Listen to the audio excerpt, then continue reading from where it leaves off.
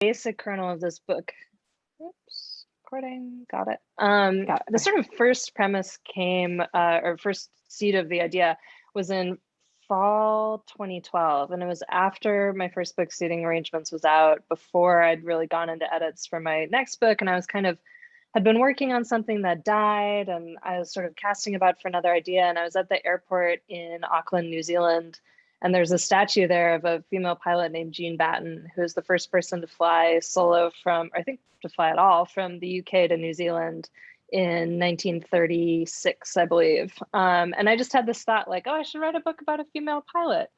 Like, great, that's settled. And I just sort of decided that, but didn't do anything about it for another 2 years, actually until I moved here to LA in fall of 2014.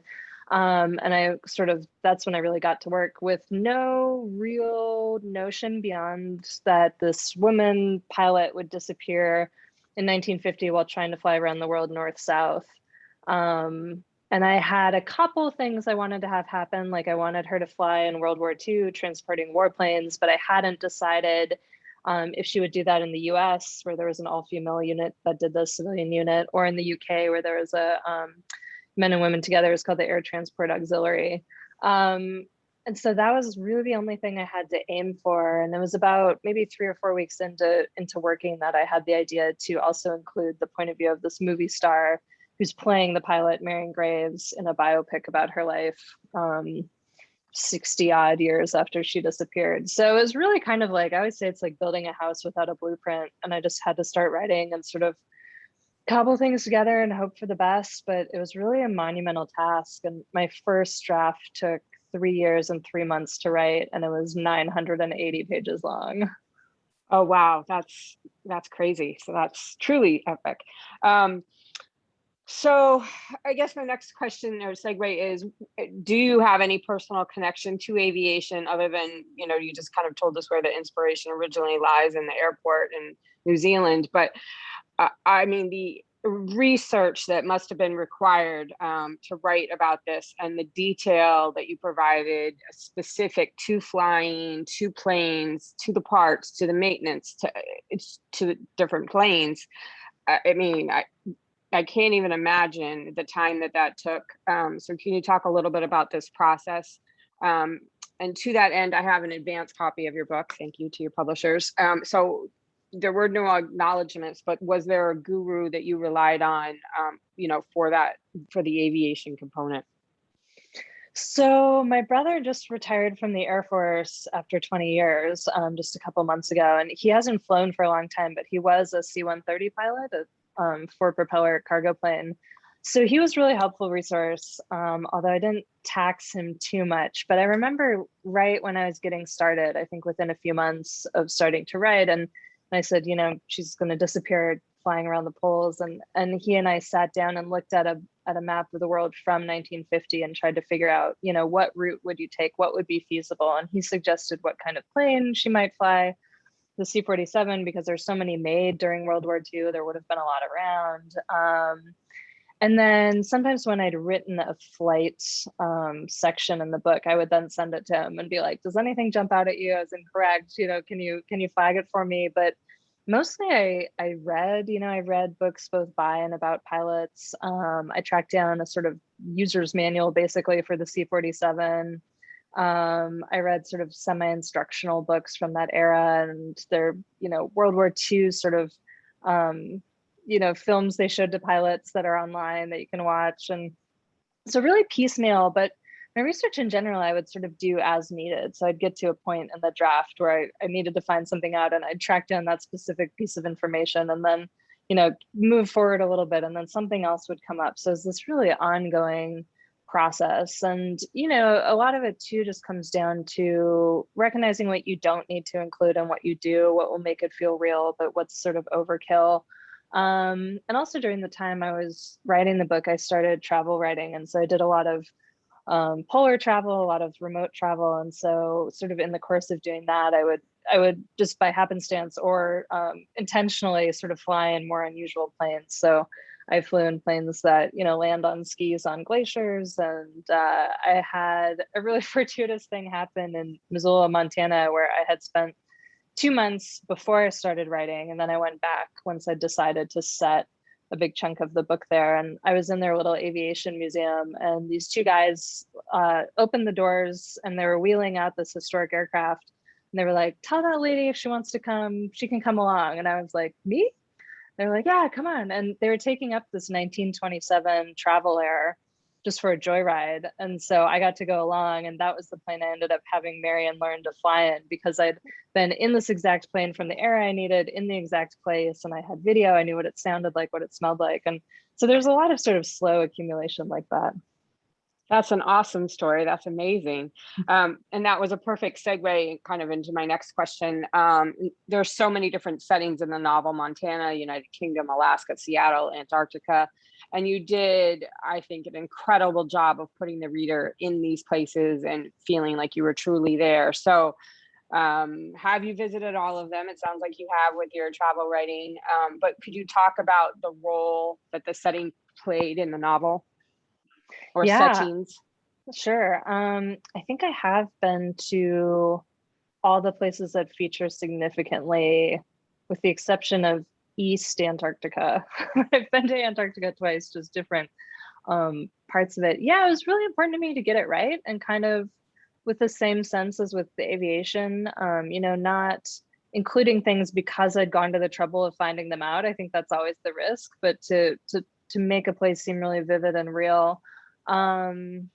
Yeah, I had been, before I started writing, I'd been to the Arctic once. I'd been to Svalbard, which figures in. And then as I started doing more travel writing for magazines, I think they were like, they figured out what I like, which is these sort of remote landscapes. So if a trip came up that was to a place like that, they'd be like, oh, see if Shipstead's available. Like, she can go to this barren wasteland.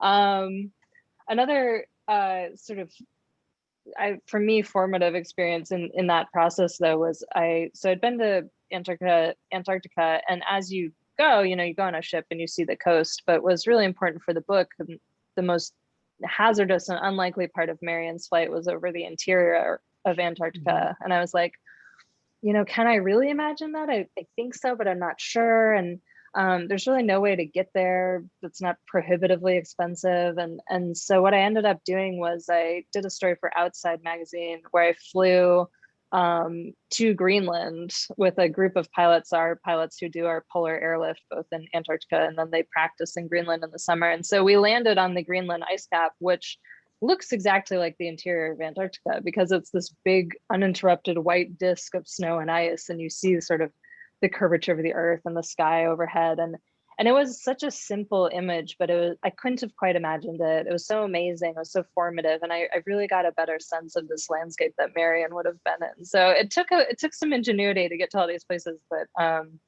pretty much did it. And sometimes through sort of just happenstance as well. Amazing, truly amazing.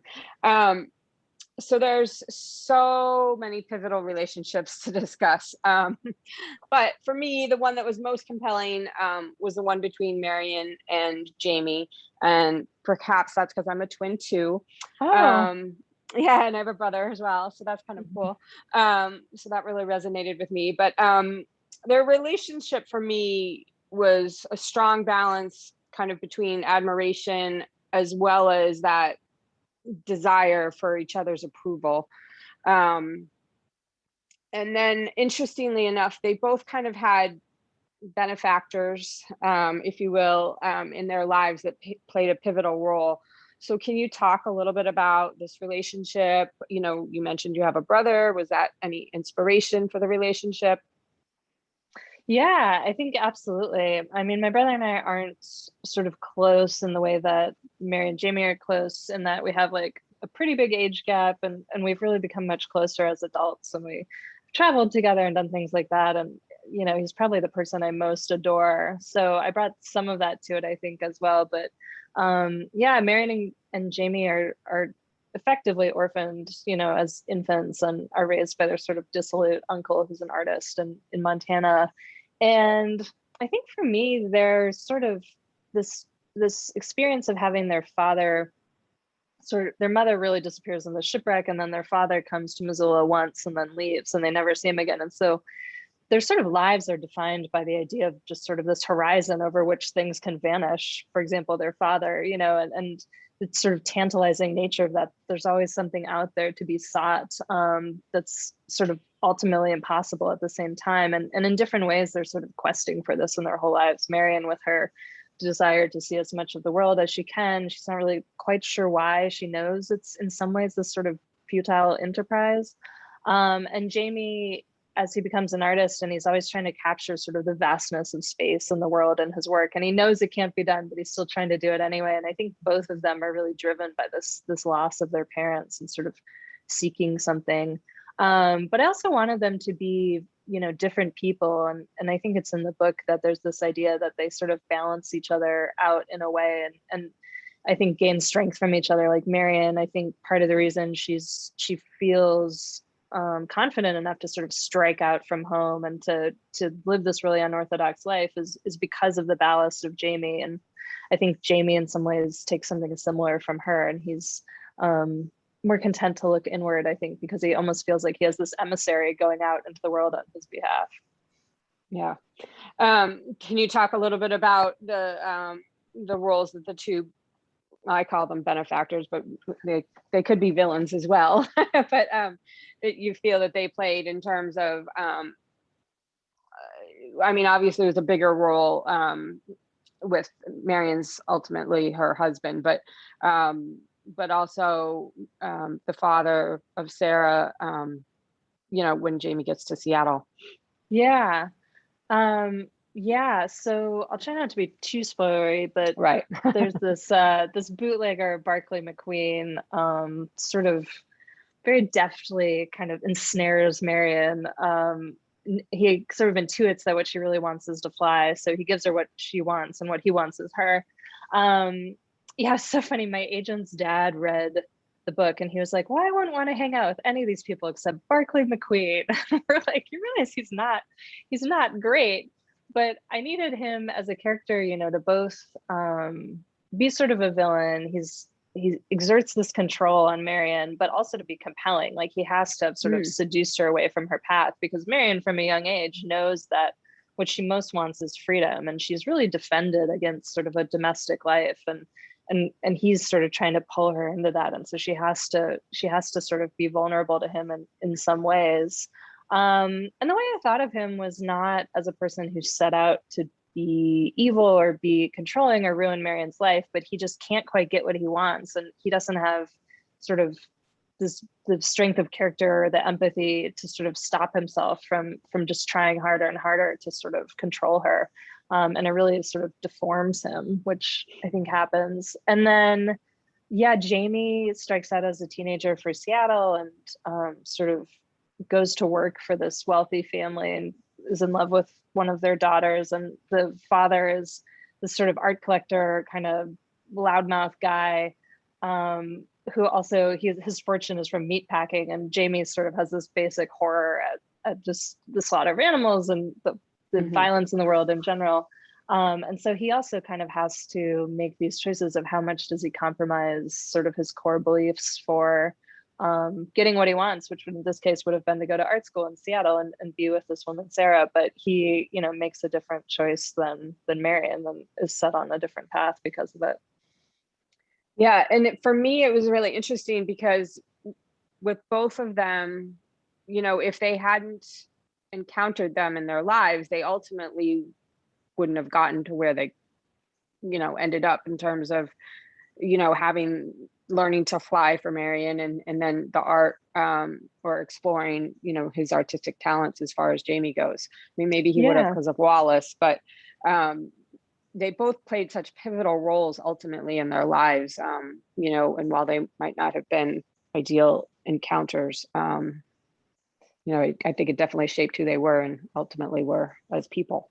Yeah, really and interesting. that's, you know, you touched on really one of the kind of central preoccupations of the book, which is just the sort of infinite paths open to us, and the you know, the idea of a great circle being the largest circumference of a sphere, and so the equator is a great circle, and then there are infinite numbers of great circles intersecting the poles. And so part of that for me was about just all these different paths that might connect 2 points. You know, you don't know, like maybe Marion would have found a way to fly, but it would have been different, could have been better or worse. And I think that's always so tantalizing, and our lives in retrospect often seem sort of locked in place, but so many different things could happen in any moment. Completely. And it's so interesting that you just referenced the Great Circle, because that was kind of my next segue, as it relates to Jamie and Marion, and kind of ultimately connecting the two. Without the fate of Jamie, do you think Marion would have planned the trip, the Great Circle? I don't know. It's hard to know. I think she was always going to be, it's that seeking, I think she was always going to be looking for more, and is almost helpless to that impulse of hers. And I think in the very beginning of the book, it says, she's gone to all this work. If she had completed her circle, she would have gone to all this work to just deliver herself back to where she started. You see a lot, Right. but then you're back and you still haven't seen everything. And something I thought about when I was writing it, there's a book called The Ice Balloon by Alec Wilkerson, and it's about this sort of harebrained failed scheme to fly across the North Pole in hot air balloons around the turn of the 20th century. And he's talking about like why these explorers did the things they do. And I think it can be really hard to understand. And in kind of my conversation about the first draft with my agent, she'd be like, well, why does she want to fly around the world? Why? And to me, it makes perfect sense just as an impulse. And in The Ice Balloon, he says, these explorers were persuaded by the very sort of obscurity of the impulse. Like they just had a vision of themselves doing something, and that, because there was no real reason to do it, was sort of a reason to do it. And they're thinking, just this, they could be sort of seduced by a vision of themselves accomplishing something or standing in a certain place. And I think Marion was very susceptible to that. So I think maybe she would have still done it. Yeah, very interesting. All right, so another segue, the role that sexuality plays in the novel is one of kind of conflict, curiosity, and at times, I would say, uncontrollable desire. And the impact it has on lots of the characters is profound. Can you talk about this theme that you used kind of throughout the novel, and it touches so many of your characters? Sure, yeah. I mean, I think I'm probably not the first to observe that sex is pretty powerful, and drives a lot of behavior, both ill-advised and otherwise. And I think this was an interesting era to write about. I mean, the bulk of the book takes place in the 20s and 30s, and then during the war. I think the war in particular was an interesting time. There's an academic book I have on my shelf called Love, Sex, and War, and it was kind of about all the social mores that just drastically broke down during this time as civilization was being sort of uprooted. And I found that particularly fascinating, and lots of things like that about the war, like how much purpose people got out of it and how much it opened up so many people's lives despite being this, unimaginable catastrophe and full of horror. But yeah, I mean, I think Marion growing up is basically a feral child. Her uncle invests very little effort into, restraining or socializing her and Jamie. And so I think her sexuality from the beginning is fairly kind of instinctive and unfettered. And I think there's a lot in this book that we now have very specific vocabulary for. And at the time they wouldn't have. Like, I don't think she would have had a concept for being bisexual or, possibly genderqueer. There just weren't words for this. And so she was just sort of doing what she wanted. And Jamie also has a less sort of exploratory sexuality, but is certainly driven by it. And yeah, I think, of course, it's just a way that people connect, and a relationship that for these characters too is, it, in some ways, I think it would have meant more than, it wasn't like, oh, I'll just date someone else. It was like, well, I've slept with Barclay McQueen, so that's a pretty big deal. But yeah, and I like writing about sex, and I'm not self-conscious about it, because when I'm writing, I'm not really thinking about like, oh, my third grade teacher is going to read this eventually. I just sort of block that out and go for it. Yeah, but I mean, it certainly plays such an important role. And, I think it's interesting that you talked about the war, because I think that constant, I don't know if it's fear or the risk of death at any time, perhaps gave people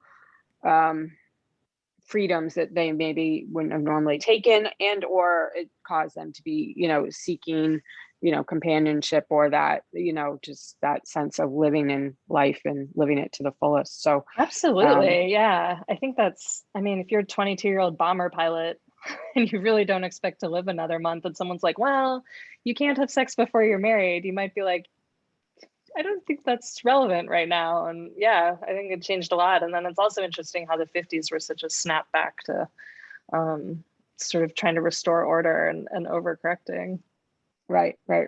And then, the role I think Caleb had, and also the role that Eddie had, when he was first introduced, there was a reference, to the trip and Eddie, but then when Eddie reappears, it didn't really, I didn't clue in immediately that, oh my gosh, we're talking about the same person.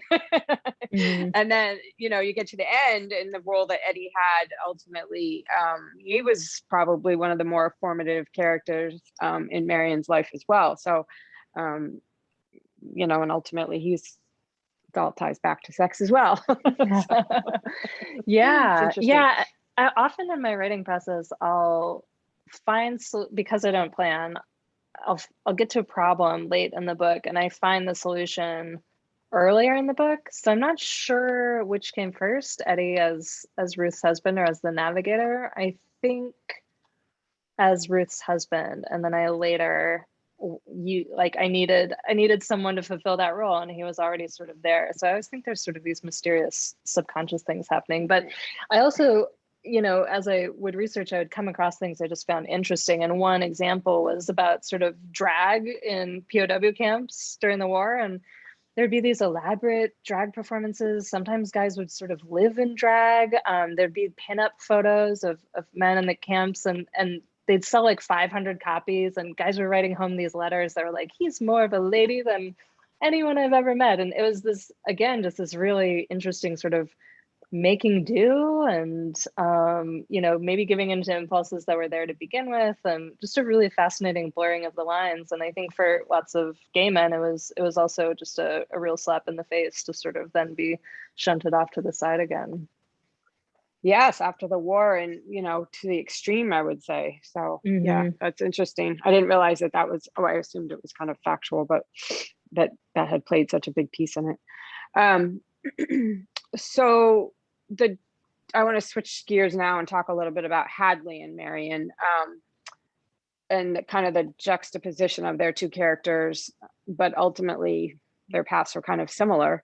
I feel like they were two women that were searching for self-fulfillment. They sought sex and relationships of maybe finding a piece of this fulfillment. So can you talk about the role Hadley played in the novel? And then ultimately, was this relationship kind of a great circle as well? Yeah. Well, one of the most challenging things about writing it was really bringing their stories together in a way that was meaningful, but not that I found meaningful, that was not too pat. And that was really kind of one of the last things that got resolved in edits. But I remember, I'd been working on the very beginning of the book for a few weeks. And then I sat down one day and just like totally out of context wrote the Hadley section where she's leaving this nightclub with a pop star and sort of very publicly cheating on her co-star boyfriend. And it, on the surface had nothing to do with what else I was writing, but I kind of instinctively felt like this is the other voice I need.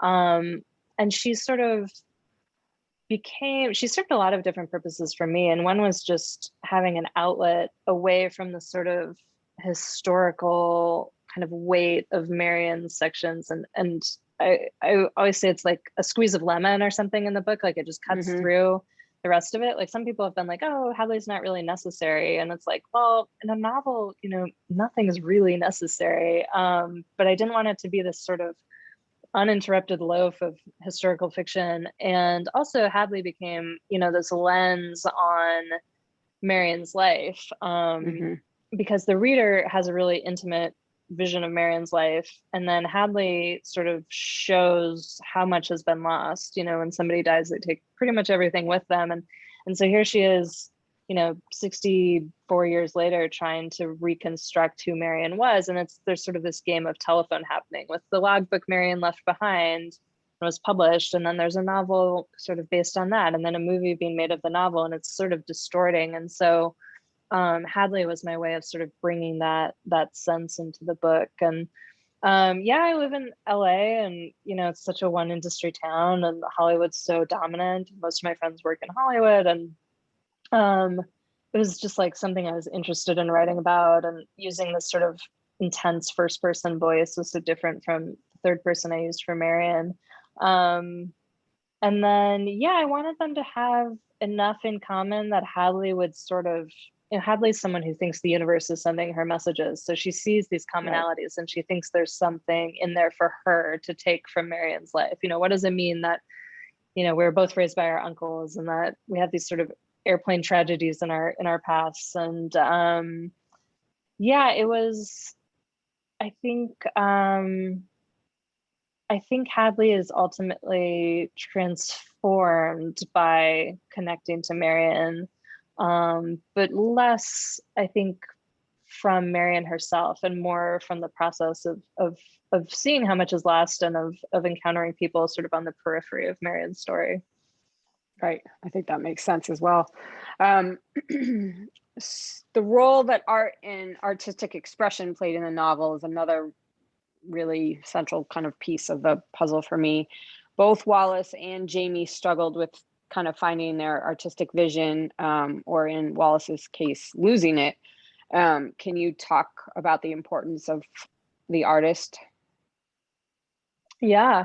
Yeah, I think, you know, inevitably writing about another art form, you end up writing about writing, probably. My second book was about ballet, and I think, you know, those two art forms, writing and ballet, are so different. Ballet is, you know, dynamic and collaborative and physical, and you have a short career when you're young, and but still there's this sort of quest for perfection. You know, ballet dancers will repeat the same motions a million times. It's still never perfect in their eyes, and that I feel in writing too, it's something I've had to really let go of in order to publish. You eventually have to decide, like, this is done enough, you know, it'll never be perfect. You have to let it go.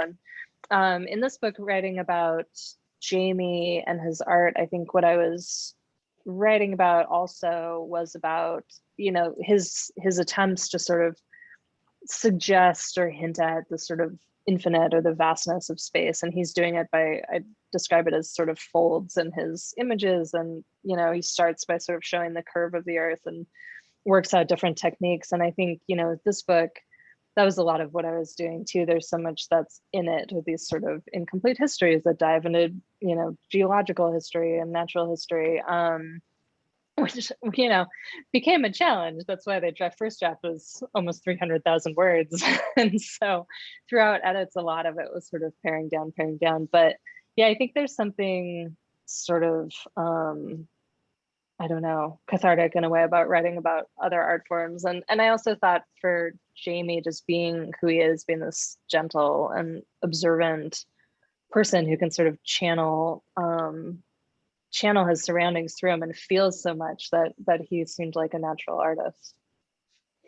Yeah, and I think so, kind of back to their relationship a little bit in that theme of man versus nature, or man versus man, you know, which also comes up, you know, throughout the book, I think. But I think because nature played such a pivotal role, it seemed like, for him, you know, while Marion in her formative years was, you know, off doing her driving and her, you know, helping with the bootleggers, you know, he spent his time in the woods, and, you know, it seemed like becoming one with nature. So it seemed natural that his evolution was to try and depict, you know, what he saw in the world, you know, through art. I think it's unfortunate that Wallace kind of wasn't involved in that, because that would have been an interesting dynamic. But it just was such a beautiful, I thought that his your description of his paintings, you really could visualize it, and the folds, and even the thought that it was wrapping around the canvas, similar again to the great circle, and that you can't always see the horizon. That was so connective for the rest of the book, I think. Yeah, it's really nice I don't have to actually paint the paintings. Just sort of gesture at them. Yeah. Did the Navy or did the military actually enlist artists? So I assumed that was a factual piece of it. Yeah, there's a good documentary, which I think I also stumbled upon at some point. I think you can watch the whole thing on YouTube, called They Drew Fire. And it was a PBS documentary about exactly this. And I think it started in World War One, but by World War II, every service branch had recruited artists either from within their ranks or from outside to document the war, painting and drawing. And they sometimes would be told where to go and sometimes could sort of choose, but they'd be, climbing down the side of a ship with their sort of paint box and their sketchbook and the gun. And so they're very much in the middle of things. And the works are really amazing. And there's an artist named William Draper who did paintings in the Aleutian Islands, which is a very little known sort of battlefield. And so that his paintings were sort of what I drew on for Jamie's in that part of the book. But they're really worth a look. And it is true that they capture something different than photographs. And I think it's partly that being able to bend and expand the perspective, they can sort of get a different feeling to them. And yeah, really, really interesting. And I believe they still exist within the services. Oh, really? Mm-hmm. Oh, wow. Interesting. Yeah. Well, I was thinking like photography wouldn't have played such a role back then, but yeah, I think the emotion would come through more, with paints or in that format. So, okay, this is a question that just was personal to me, but the word peregrine appears twice in the novel. And I was kind of curious why you chose that word in particular for the name of the movie and the plane. So I'm assuming it's tied to the falcon. So can you talk a little bit about that? Yeah, I think its root means wanderer, like peregrinations. So that was partly why.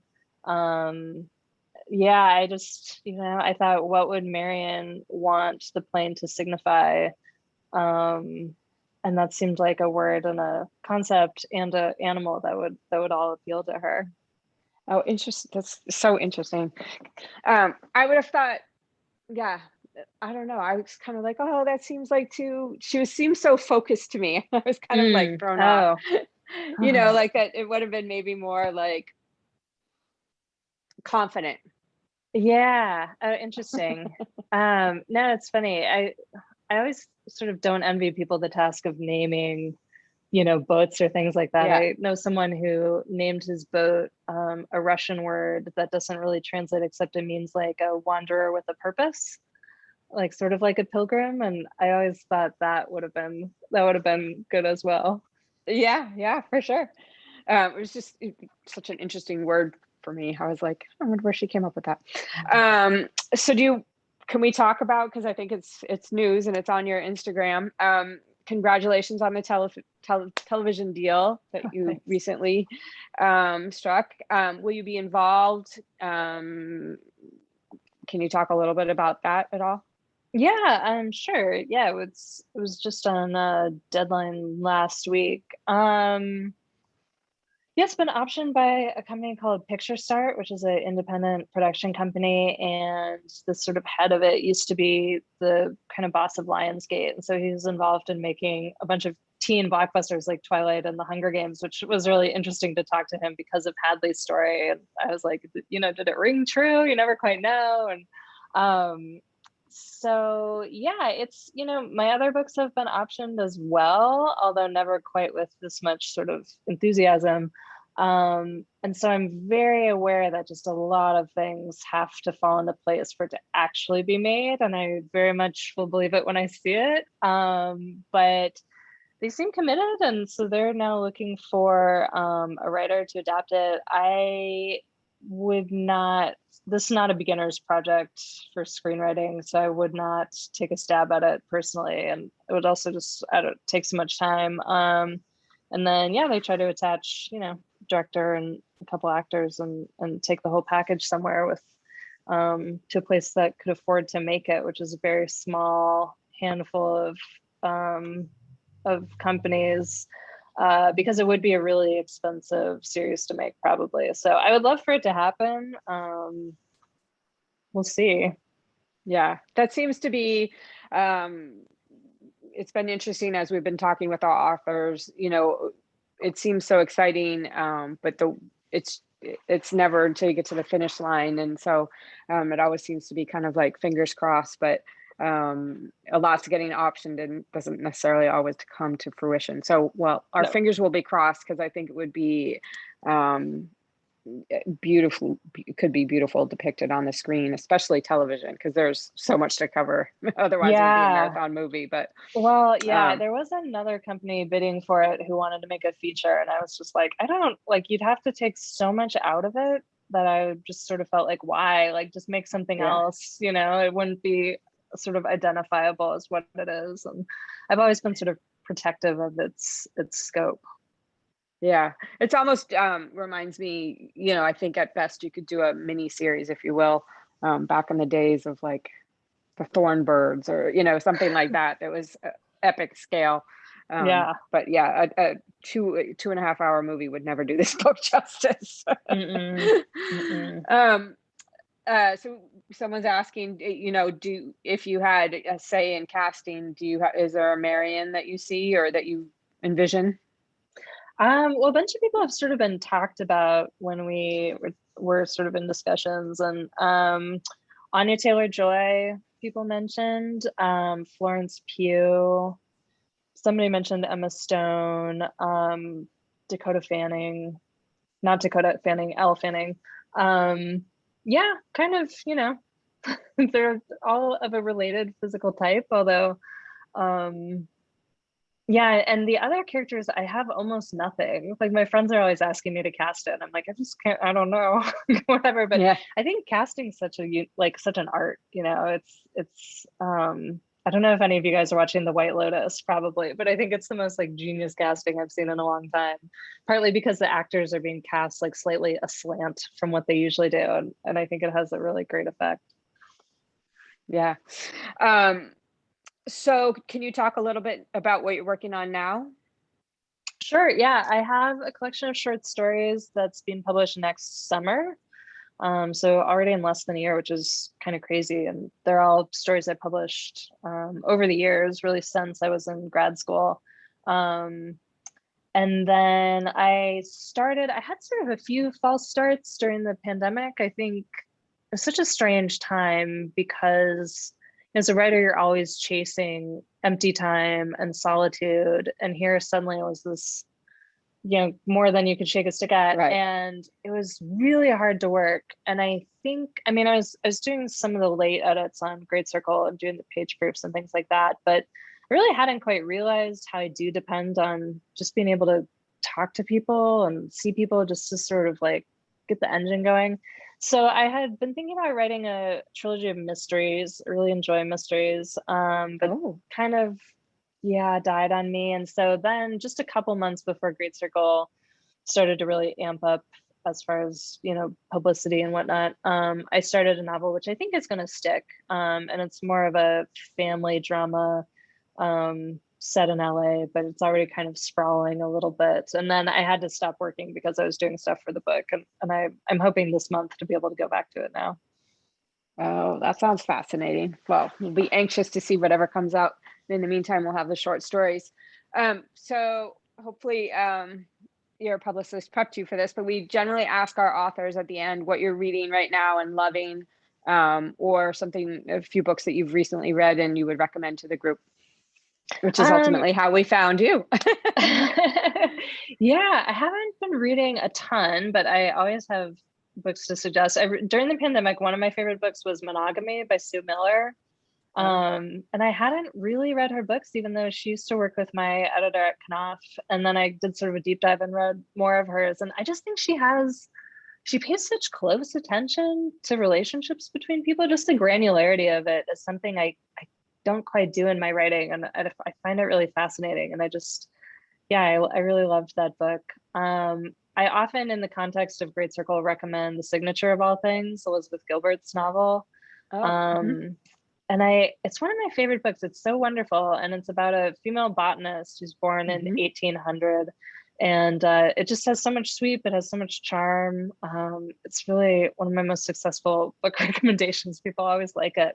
And same with Life After Life by Kate Atkinson, which has this crazy structure where it starts with this main character being born and sort of immediately dying, and then she's born again and makes it a little further. And as I was first reading, I was like, is this a video game? How can this hold my interest? But she does really incredible things with it. It's also a really good World War II novel. Okay, awesome. And my last question is, who are some of your author inspirations, or, growing up, or, who do you look to as people you Well, it always find changes inspiration depending from? on what I'm working on. And there's so many authors where, I might like one of their books, but not all of them. And I expect people feel this way about me as well. This book, those two books I mentioned, Signature of All Things and Life After Life, were definitely among my inspirations. Also books like Pachinko and All the Light We Cannot See, a book called A Tale for the Time Being by Ruth Ozeki. Sort of these books with a lot of scope and with sort of unusual structures. I love Possession by A.S. Byatt. That's a book I go back to again and again, and there are parts of it I will reread infinitely, and parts of it I have read once and will never read again. And in some ways that gave me sort of feeling of like, it's okay to put a lot in this book. Like, it doesn't all have to sort of hit people evenly. And I found it emboldening. And then I also need a book called Veronica by Mary Gateskill was kind of my touchstone for the Hadley sections. So there's always a lot. And I think for my next book, it'll be a completely different roster of books that I am inspired by. Did you study English in undergrad? Yeah, I studied English literature, and I wrote I didn't really want to be a writer. I happened to take a fiction writing class my sophomore year, and then I wrote a story collection for my senior thesis. But even then I was like, yeah, it's not possible. And then the year after college, I was still hanging around in Boston and didn't know what to do with myself. I was working at a law firm, and I applied to Iowa, sort of expecting to not get in, and then reapply the next year and apply to other places. And I got in. And so then that's when it sort of started to seem a little bit more feasible. But yeah, I've really been a full-time writer since I was in my mid-20s. So I'm very, very lucky. Amazing. Fantastic. Well, we're at the 2 minutes over. So thank you. I want to thank you so much for joining us. And I will share the recording with you. And we're going to be rooting for you as it relates to the Booker Prize, because you're on the list for consideration there. So fingers crossed, we will be cheering for you. And hopefully when your next novel or your short stories come out, you'll join us again. Absolutely. Yeah. Thanks so much for having me. And thank you for your time. All right. Thank you so much. All right. Bye. Everyone.